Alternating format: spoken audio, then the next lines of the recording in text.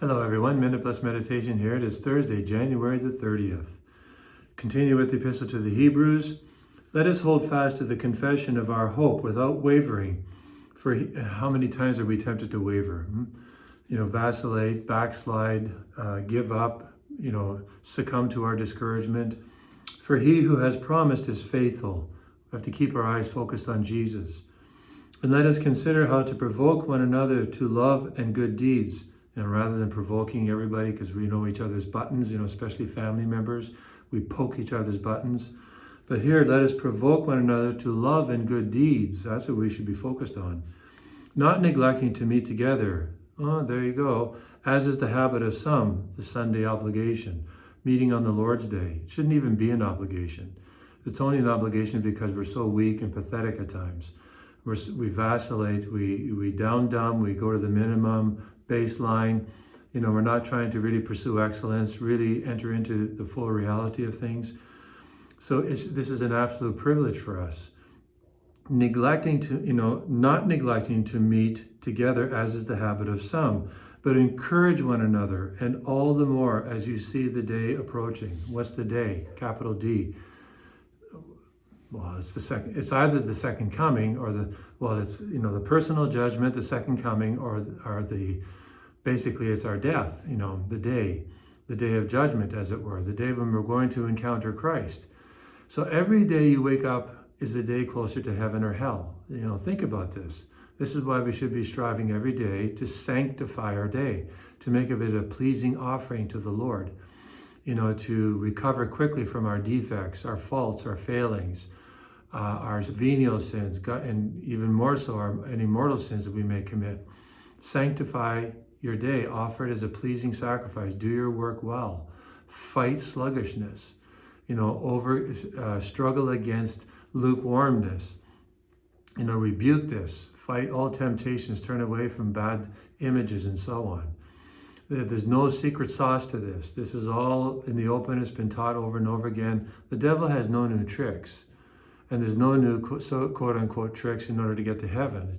It's just we need to rediscover these and actually implement them, work at putting them into practice, so we keep our eyes focused on where we're going. Every day you get out of bed is a gift, because one day you won't get out of bed. I won't get out of bed, or at least we'll wake up, and then we're not going to wake up the next day because we're already dead. So every day we're getting closer to heaven or closer to hell. You and I actually have the power, using our free will, to decide where are we getting closer to. And of course we need God's grace, we know this. But still, God made us without our permission. God will not save us without our permission. Okay, over to the gospel. Jesus told this parable to his disciples. Is a lamp brought in to be put under a bushel basket or under a bed, and not on the lampstand? For there is nothing hidden except to be disclosed, nothing, nor is anything secret except to come to light. Let anyone who hears, anyone with ears to hear, listen. So, are we to show our good works? Because Jesus also said, do not let your left hand know what your right is doing. We have to take these things together and not isolate them, because they can seem confusing if that's what we do. And nor should they leave us sort of in a state of tension.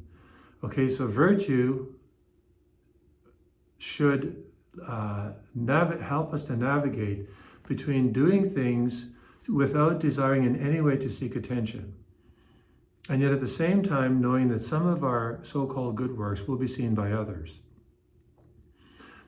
So we can't do everything hidden. We have to, in effect, do things in public, because we're public individuals. We're not isolated automatons, as it were. And so virtue is able to keep the balance, if you will, between not seeking praise, in other words, doing things with an intention that it be secret, and knowing that many things will be seen, but never trying to attract attention to ourselves. And when attention is given to us, we give all the honor and praise and glory back to God, really seriously, from our heart, and if we're alone, even with our mouth. and meaning it, so that we continue doing things if we never get recognized, because we're doing them ultimately for His honor and glory. And this, if we keep this in mind, then we won't be frightened that our deeds come to light. We'll confess our sins. We'll ask the Lord to take them away, blot them out. We're sincerely sorry for them. And we will desire that whatever good works we do will give Him honor and glory and not attract attention to ourselves. God bless you.